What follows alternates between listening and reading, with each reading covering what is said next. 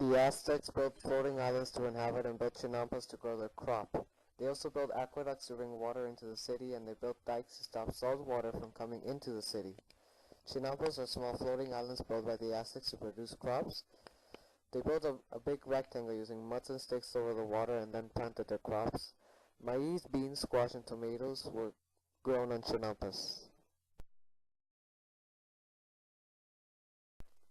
Poor people got what they could farm, and rich people got everything else.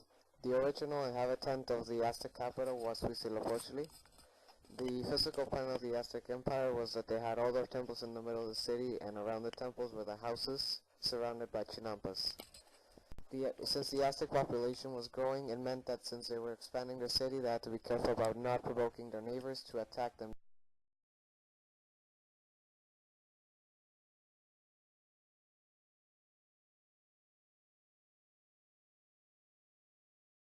The Tonalpohualli and Xiuhpoali calendars are the two calendars of the Aztecs. Tonalpohualli counts on days and consists of 260 days, and Xiuhpoali describes the days and rituals related to the seasons, and it has 355 days.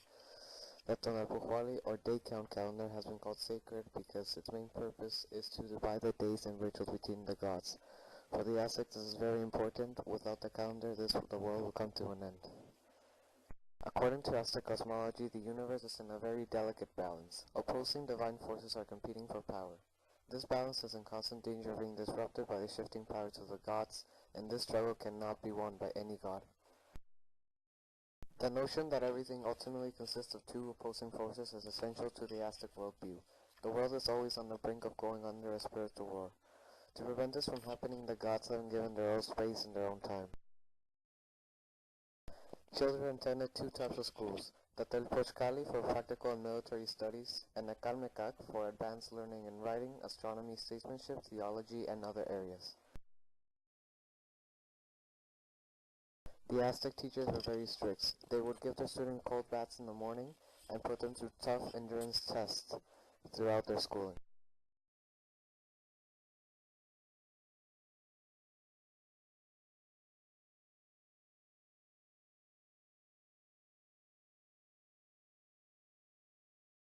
Religion was one of the most important aspects in Aztec society, and human sacrifice was very important in the religion of the Aztecs.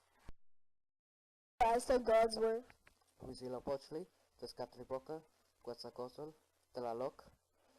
Huitzilopochtli was a tribal god, Tezcatlipoca was the god of the night, Quetzalcoatl was the god of wind, and Tlaloc was the god of rain. Huitzilopochtli was important to the Aztecs because he encouraged them to leave their homeland and live in the Valley of Mexico. He also made the Aztecs believe that they needed to feed him with human sacrifice. Tezcatlipoca was important to the Aztecs because he was the most powerful god. He could also see visions of the future. Tlaloc was important to the Aztecs because he could unleash deadly floods or withhold the rains for years, and he controlled their survival. Quetzalcoatl was important to the Aztecs because after he left Mexico, the Aztecs believed he would come back and destroy the Aztec Empire. The Aztecs believed that their gods were very powerful and same in natural disasters, so they were scared and afraid that one wrong step could lead to a natural disaster. The Aztecs began human sacrifice because they believed that without it the gods would grow sick and die, so they needed to feed them blood from human sacrifice. It was the Aztecs' strongest expression of religion and culture. The Aztecs called their temples Teocalli, and oftentimes would find the Aztecs priests praying and worshiping here. The Aztecs believed that each imperfect creation they made will form an age called the sun.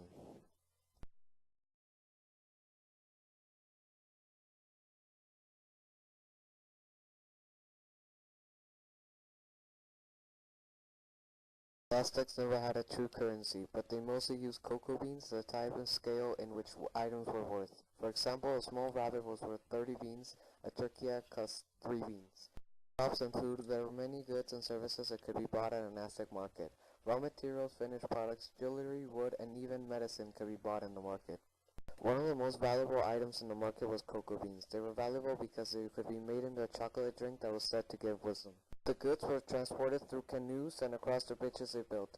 The goods' safety was ensured by mountains surrounding the city.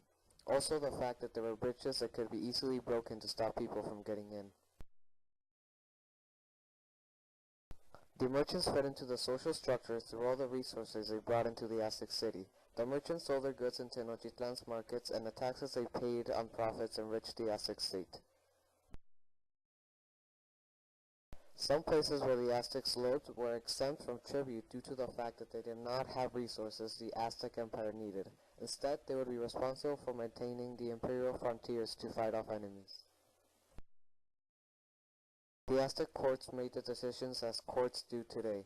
They studied the evidence, looked for witnesses, and put out a sentence.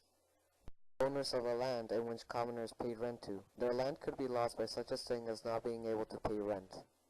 The Aztecs never had a prison system, so most crimes were either met with slavery or death. For example, stealing could be met with death. Drunkenness, a first offense was getting your head shaved and your house destroyed. A second offense would be met with death.